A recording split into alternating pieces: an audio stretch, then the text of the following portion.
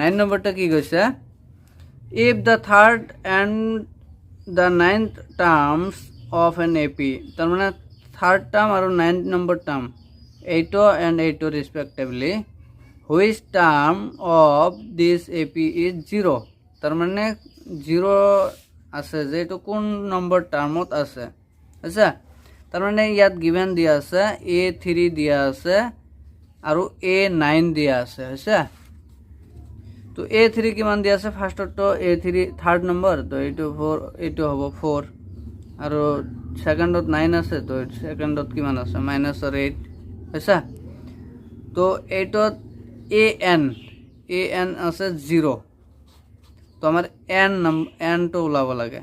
মানে কোন number টাৰ্মটো n ওলালে হল হয়নে তো ইয়াত আৰু এটা কথা a আছে নেকি 9 নম্বরত এটা তো ফার্স্ট টার্ম তো নাই নহয় ফার্স্ট টার্ম তো উলাই লব লাগে তো ফার্স্ট টার্ম তো না থাকলে আমার ইকুয়েশন বনাবই লাগিব হয়নে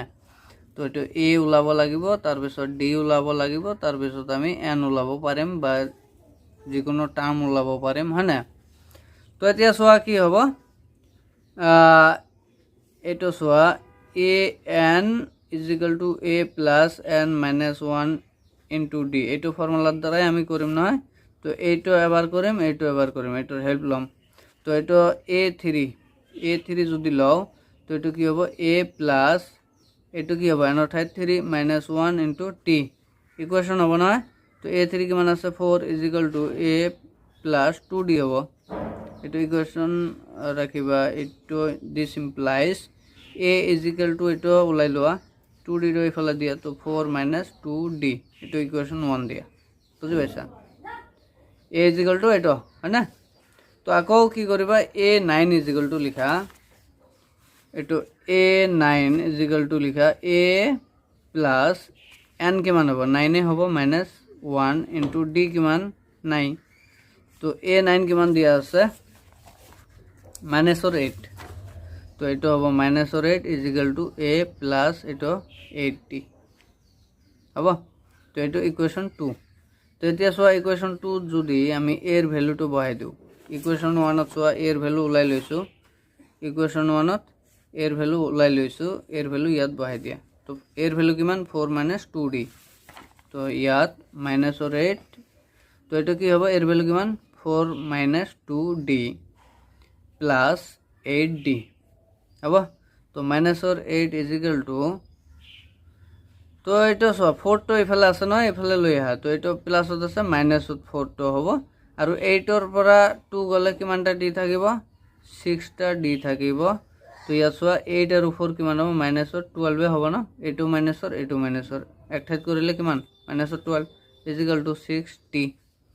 তো এতিয়া d ৰ ভ্যালু উলাই দিয়া তো d = 6 তো ইফালে দিয়া তো ডিভাইডড হ'ব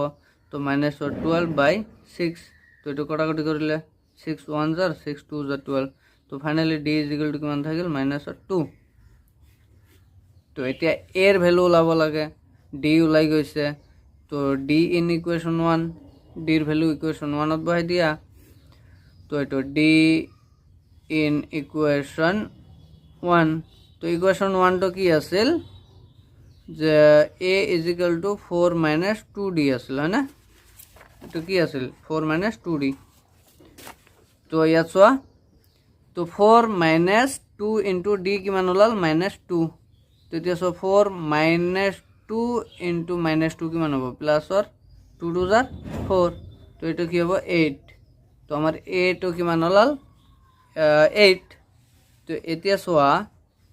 n কিমান হ'ব ন n কিমান হ'ব সোয়া এতিয়া ফর্মুলা তলাই দিব লাগিব তো এতিয়া কথা হল an = 0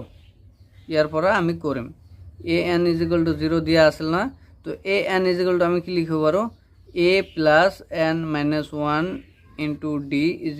0 তো ইয়াত a এর ভ্যালু পাইছা d এর ভ্যালু পাইছা n এর ভ্যালু লাভ লাগে হয় না তো a কিমান ওলাইছে 8 n - 1 এটো ঠিকে থাকিব এটো d এর ভ্যালু কিমান ওলাইছে -2 তো = 0 ইয়াত সোয়া 8 প্লাস তো এইটো 2 লগত n কৰিলে সৰি এইটো -2n হ'ব আৰু এইটো -2 * -1 + 2 হ'ব = 0। তো ইয়াত চোৱা কি হ'ব -2n এইফালে ৰাখি দিয়া আৰু এইফালে কি কৰিবা 8 আৰু 2 টো এইফালে দিয়া তো -8 হ'ব আৰু -2 হ'ব। তো ইয়াত -2n = এইটো কি হ'ব -10 হ'ব। -8 আৰু -2 কিমান হ'ব -10। তো ইয়াত চোৱা মাইনাছ কেনসেল তো n = 10/2 তো এইটো কাটি গ'ল তো ইয়াত কিমান থাকিল 5 2 1 * 2 2 5 * 10 তো আমার ফাইনালি কি হল n = কিমান 5 তো এই 5 নম্বৰ টার্মটো 0 বুলি আছে যেহেতু এটা n তো কি ওলাল ন্যাচারাল নাম্বার ওলাল হয় না তো n তো কিমান ন্যাচারাল নাম্বার হল তো যদি ন্যাচারাল নাম্বার আছে তো 5 নম্বৰ টাৰ্মটো কি হবে আমাৰ কি হবে 0 হবে বুঝি পাইছা তো আছে এইটো